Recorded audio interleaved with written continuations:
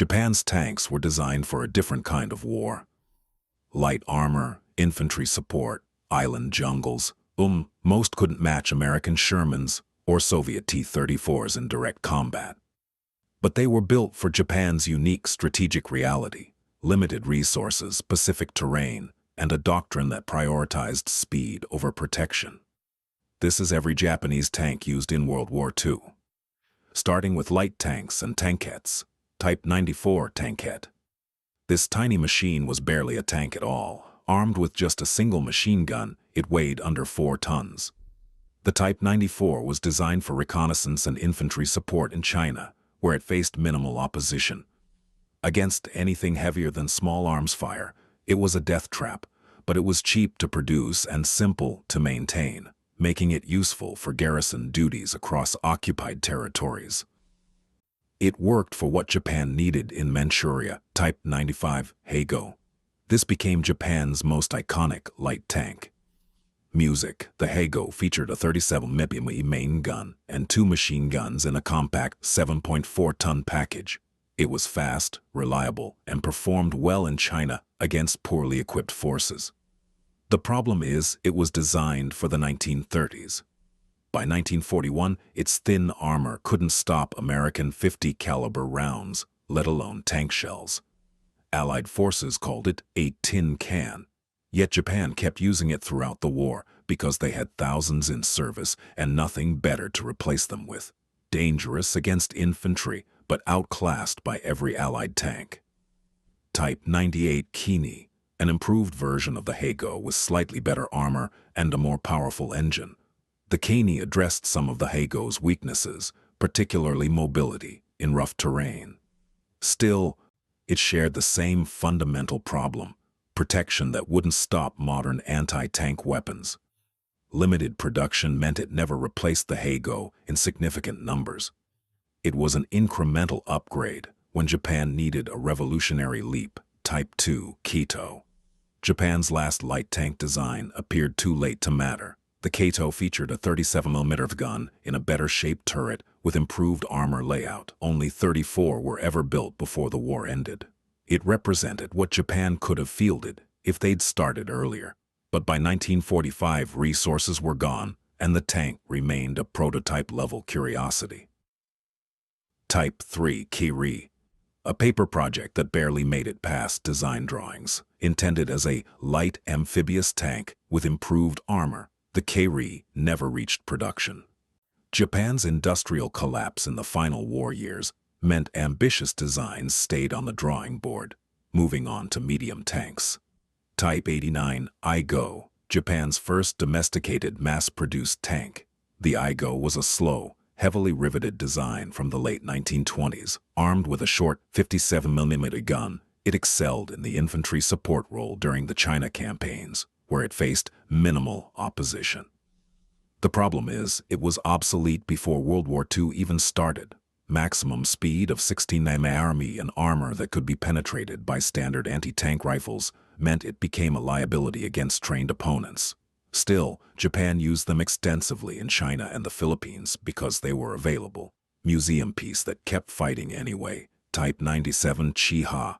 The backbone of Japan's armored forces, the Chiha was a competent medium tank by 1930s standards with decent mobility and a 57mm gun. It dominated in China and early Pacific battles where opposition was light. The massive limitation appeared when it encountered American M4 Shermans. The Chiha's gun couldn't penetrate Sherman armor from any practical range, while the Sherman could destroy it effortlessly. Japan produced over 2,000 because industrial capacity couldn't deliver anything better at scale. Against fortified positions and infantry, it worked. Against modern armor, it was a death trap. Type 97 Chiha Kai Shinhoto. The new turret upgrade gave the Chiha a high-velocity 47mm gun that could actually threaten Allied armor at close range. This conversion happened late in the war as a desperate measure to keep the Chiha relevant. The gun was better, but the chassis remained the same. Thin armor, slow speed, and a cramped crew compartment. It could hurt a Sherman from the side or rear at close range, which was something. Most Chiha tanks never received this upgrade due to production constraints. Type 1 Chi-Hei, Japan's attempt at a modern medium tank. The Chi-Hei featured better armor layout, improved suspension, and a more powerful engine than the Chi-Ha. Armed with the same 47mm gun as the upgraded Chi-Ha Kai, it could engage Allied tanks with some effectiveness. The problem is, it arrived in 1943 when Japan's industry was already collapsing. Only 170 were built. Most never left the home islands, held in reserve for the planned defense of Japan that never came. Too little, too late. Type 3 Chi-Nu. Finally, a gun that mattered. The Chi-Nu mounted a 75mm Type 3 gun derived from an anti-aircraft weapon, Japan's first tank gun that could reliably penetrate Sherman armor at combat ranges. The tank featured improved armor and better crew ergonomics. Only 166 were produced, and none saw combat. They were reserved for homeland defense, stationed strategically to repel the American invasion. If they'd fought, they would have been legitimately dangerous, but the war ended before they fired a shot.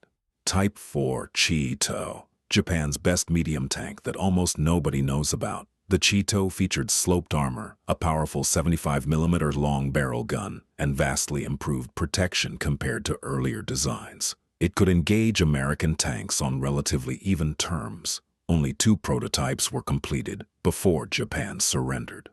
It represented what Japanese armor could have been if they'd started development 5 years earlier with adequate resources. Type 5 Chi-Rai, the ultimate what-if of Japanese tank development. This massive medium tank featured a 75mm main gun with an auto-loading mechanism plus a 37mm gun in the turret front.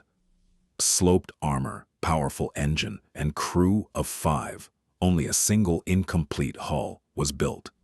It was an ambitious design that Japan's shattered industry could never produce, continuing with heavy tanks and super heavy projects. Type 95 heavy tank, not actually heavy by Allied standards, but heavy for Japan.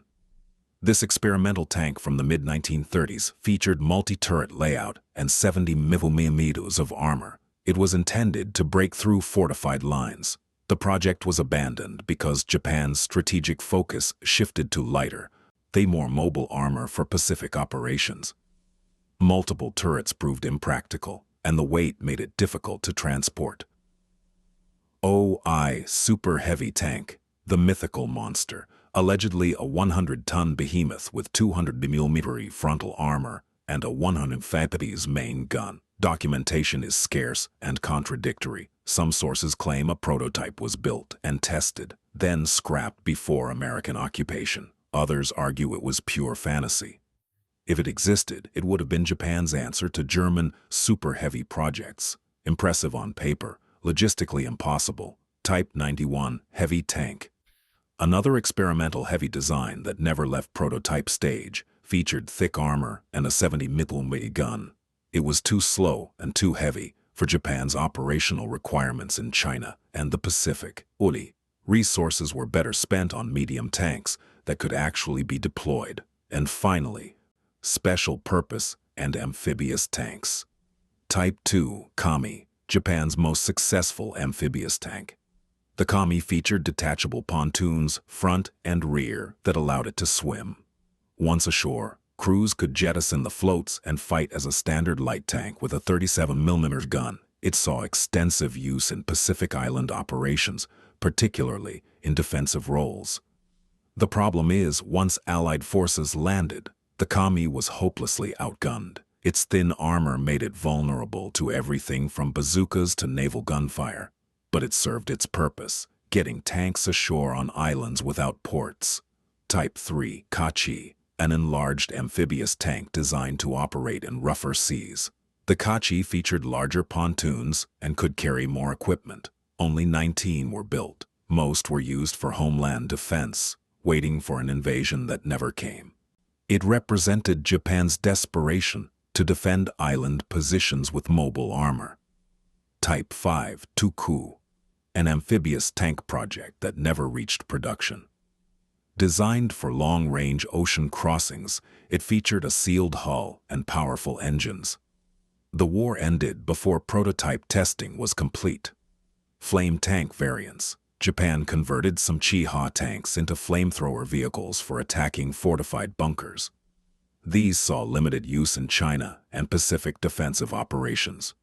Crew survivability was abysmal. One hit to the fuel tanks meant instant death, but against infantry and bunkers, they were terrifying. The reality of Japanese tank development is this: they started with decent designs for 1930s colonial warfare and never caught up to the exponential improvements in Allied and Soviet armor. Limited steel, weak industrial base, and strategic priorities focused on naval and air power meant tanks always came second. By 1943, Japanese tank crews were facing Shermans and Stuarts with equipment designed for an earlier era. Bravery couldn't overcome that gap. Most Japanese tanks spent the war dug in as stationary pillboxes on Pacific islands, where their limited guns could ambush landing forces from concealed positions. In that role, they inflicted casualties. But as mobile armor, in tank versus tank combat, they were comprehensively outmatched. Which Japanese tank surprised you the most? Let me know in the comments. Subscribe for the next deep dive into World War II armor.